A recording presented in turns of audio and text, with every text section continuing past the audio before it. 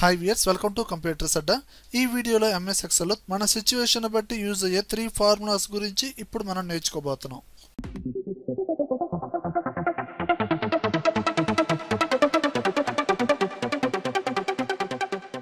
చూడండి వ్యూవర్స్, ఇక్కడ ఒక ఫార్మాట్ అబ్జర్వ్ చేస్తే ఇక్కడ డేటాకి సమ్ ఫార్మాట్ ఉందండి. ఈ ఫార్మాట్ ని క్లియర్ చేయాలంటే మనం హోమ్ ట్యాబ్ లో క్లియర్ లోకి వెళ్ళి పర్టికులర్ గా క్లియర్ ఫార్మాట్ అనే ఆప్షన్ వాడాలి. అలా కాకుండా నాకేందంటే ఈ పర్టికులర్ కాలం వాటికి నాకు ఎక్స్ట్రాగా ఇంకో కాపీ రావాలి, దానికి ఎలాంటి ఫార్మేట్ ఉండకూడదు. అప్పుడు నేనేందంటే ఈ డేటా మొత్తాన్ని కాపీ చేసి వేరే చోట పేస్ట్ చేసి మళ్ళీ ఈ డేటాని సెలెక్షన్ చేసి హోమ్ ట్యాబ్లోకి వెళ్ళి క్లియర్ అనే ఆప్షన్ వాడాలి, అందులో క్లియర్ ఫార్మేట్ అనే ఆప్షన్ వాడాలి. అంత ప్రొసీజర్ లేకుండా నేను డైరెక్ట్గా నేను ఏం చేస్తున్నానో చూడండి. నేను ఇక్కడ ఫార్ములా యూజ్ చేస్తున్నాను. డైరెక్ట్గా ఈక్వల్ టు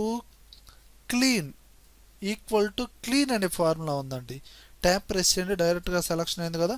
ఏ డేటా అయితే ఫార్మేట్ లేకుండా కావాలో ఆ పర్టికులర్ సెల్ని సెలెక్షన్ చేయండి. ఓకేనా, ఇప్పుడు క్లోజ్ చేయండి, ఎంటర్ కొట్టండి. ఆటోమేటిక్గా ఎలాంటి ఫార్మేట్ లేకుండా ఆ డేటా మాత్రమే వచ్చింది.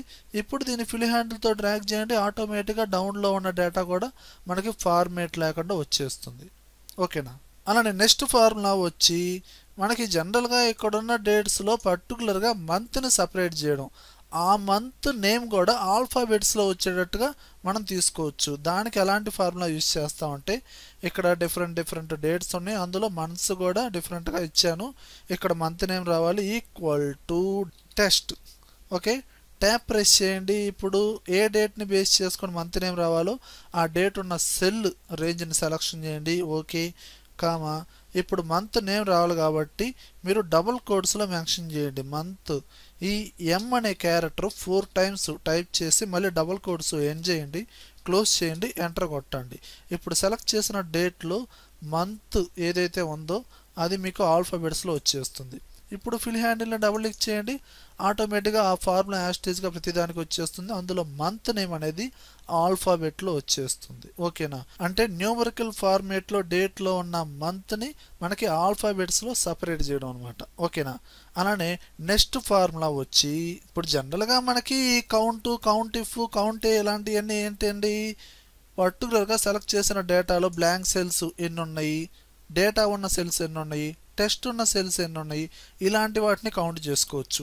అలా కాకుండా సెలెక్ట్ చేసిన డేటాలోనే పర్టికులర్ టెస్ట్ని లేదా పర్టికులర్ నెంబర్ని బేస్ చేసుకుని కూడా మనం కౌంట్ చేసుకోవచ్చు. ఇప్పుడు ఈ సెలెక్ట్ చేసిన డేటాలో 100 అనేది ఎన్ని సెల్స్లో ఉన్నాయి దాని కౌంట్ డిస్ప్లే చేయొచ్చు, లేదా ఏబి ఆబ్సెంట్ అనేది ఎన్ని సెల్స్లో ఉన్నాయి దాని కౌంట్ని డిస్ప్లే చేసుకోవచ్చు. దీనికి డైరెక్ట్గా మనం యూజ్ చేసే formula equal to count if tap press చేయండి. ఇప్పుడు ఈ డేటా రేంజ్ మొత్తాన్ని సెలెక్షన్ చేయండి. ఇందులోనే కదా 100 అనే సెల్స్ ఎన్ని సెల్స్లో ఉన్నాయో దానికి కౌంట్ రావాలి కాబట్టి కామా, ఇక్కడ డబుల్ కోట్స్లో మెన్షన్ చేయండి, డబుల్ కోట్స్లో 100, మళ్ళీ డబుల్ కోట్స్ ఎండ్ చేయండి, క్లోజ్ చేయండి, ఇప్పుడు ఎంటర్ కొట్టండి. 100 అనేది టోటల్గా 5 times ఉందండి. ఇదిగోండి ఇక్కడ వచ్చాడు 1 2 3 అండ్ 4 5, ఇలా 5 times. అలా ఆబ్సెంట్ అయినా అంతే. ఇప్పుడు సేమ్ నేనేం చేస్తున్నానంటే ఈక్వల్ టు కౌంట్ ఇఫ్ ఆ డేటా రేంజ్ మొత్తాన్ని సెలెక్షన్ చేయండి, టెస్ట్ ఉన్న నెంబర్ ఉన్న డబల్ కోడ్స్లో మాత్రం ఇవ్వాల్సిందే. ఓకేనా, నేను ఇక్కడ ఏబి మళ్ళీ డబల్ కోడ్స్ ఎండ్ చేయండి, క్లోజ్ చేయండి, ఎంటర్ కొట్టండి.